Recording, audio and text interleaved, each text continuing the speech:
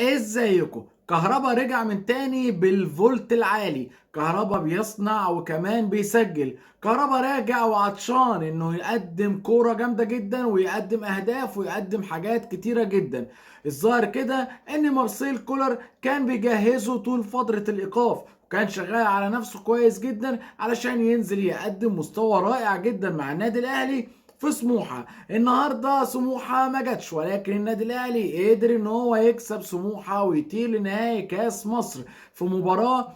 كهربا بيصنع وكمان بيسجل. كهربا راجع وعطشان انه يقدم كوره جامده جدا ويقدم اهداف ويقدم حاجات كتيره جدا. الظاهر كده ان مارسيل كولر كان بيجهزه طول فتره الايقاف، وكان شغال على نفسه كويس جدا علشان ينزل يقدم مستوى رائع جدا مع النادي الاهلي في سموحه. النهارده سموحه ما جاتش، ولكن النادي الاهلي قدر ان هو يكسب سموحه ويطير لنهائي كاس مصر في مباراه تحت عنوان الفولت العالي. كهربا النهارده بيثبت انه لعيب عالي عالي عالي. سلام عليكم.